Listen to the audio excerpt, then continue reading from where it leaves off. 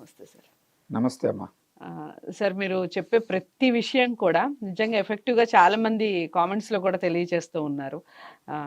నిజంగా ఇలాగే జరిగిందనో లేకపోతే మాకు ఇలా అవుతుందనో.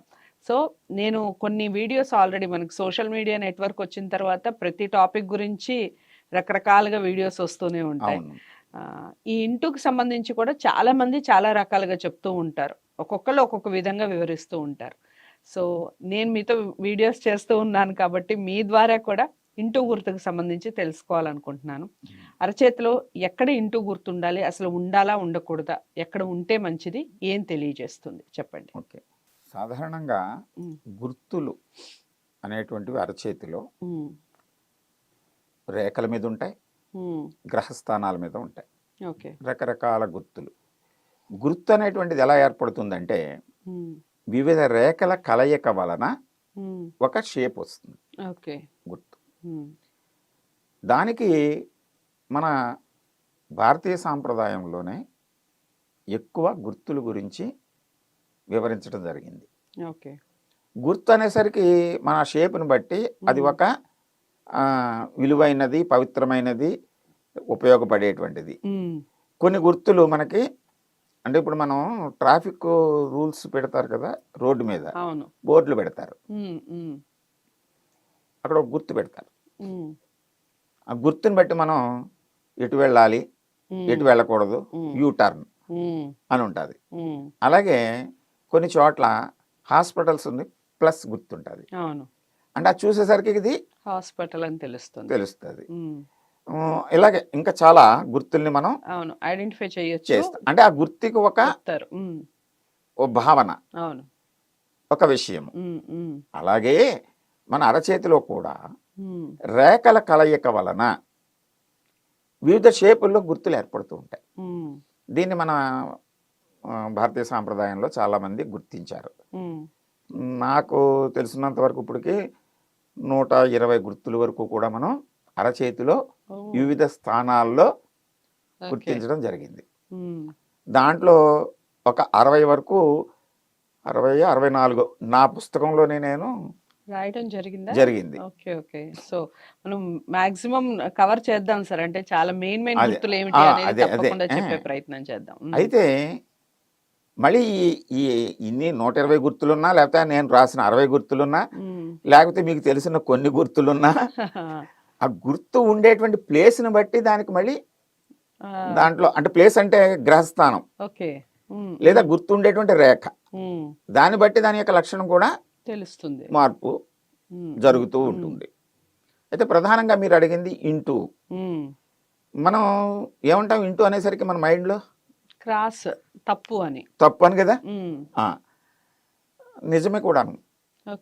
ఎందుకంటే తప్పు క్రాస్ ఎలా ఏర్పడుతుంది?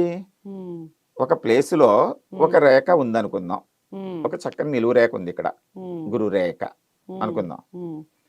దాన్ని ఇలాగ ఇంటూ పెడితే అది నేను మీకు చూపిస్తాను.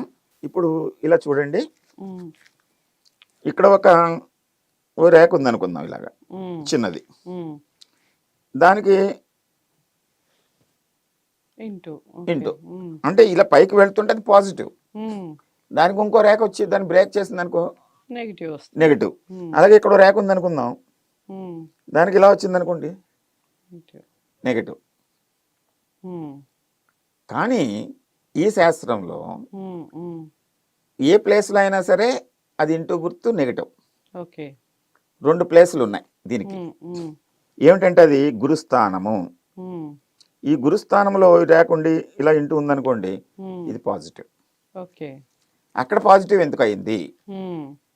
ఎందుకంటే గురు అంటే గురువు అంటే ఒక వ్యవస్థని నిలబాటుగా ఉంచేటువంటి వాడని మన భావన కదా. గురువు గారు అంటాం కదా. గురుస్థానము, గురువు చెడుని కూడా మంచిగా మలిచగలిగేటువంటి సామర్థ్యం కలిగి ఉంటాడు. విషాన్ని కూడా వైద్యంలో ఉపయోగించగలిగేటువంటి సామర్థ్యం ఉన్నటువంటి వాడు గురువు. దండించి కూడా వాళ్ళ మనసుని మార్చి సరైన తీరులో పెట్టగలిగిన వాడు గురువు.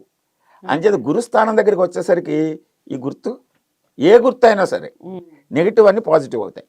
ఓకే.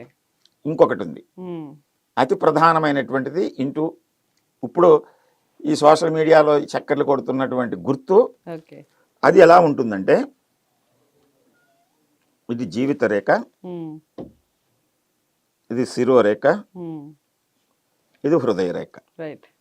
మధ్యలో ఈ అదృష్ట రేఖ ఇలా వెళ్ళింది, ఉమ్, ఇక్కడ ఏర్పడుతుంది.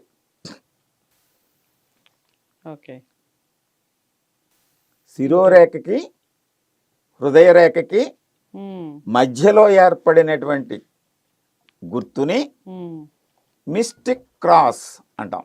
ఉమ్, అది దాని మీద చర్చ జరుగుతుంది ఇప్పుడు. ఓకే. ఇది చాలా ప్రధానమైనటువంటి గుర్తు.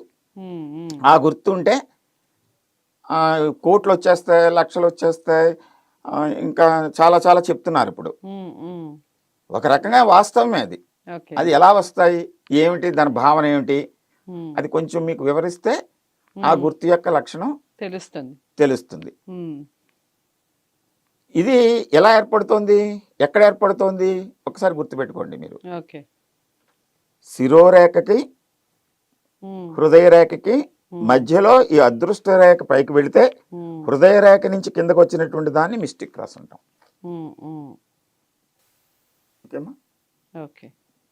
సో మీరు క్లియర్గా క్లారిటీగా ఇంకా ఈ రేఖకి సంబంధించి ఇంటూలకు సంబంధించి ఇంకా వీడియోలు చేద్దాం సరే. యాక్చువల్గా నేను కూడా ఏమనుకున్నానంటే ఇంటూలు ఉంటే అసలు లైఫ్ స్టైల్ బాగుండదు అనే థాటే ఉండింది ఇప్పటి వరకు నాకు. ఇక ఈ వీడియోలో మీరు చెప్పిన దాన్ని బట్టి ఇంటూ ఉండటం వల్ల కూడా అదృష్టాలు ఉంటాయి అనేది క్లారిటీగా చెప్పారు. సో అదృష్టాలు ఏ విధంగా ఉంటాయి, ఏ విధంగా వస్తాయి అదృష్టాలు అనేది నెక్స్ట్ వీడియోలో కంటిన్యూ చేద్దాం. చాలా చక్కటి వివరణ ఇచ్చారు సార్, ధన్యవాదాలు.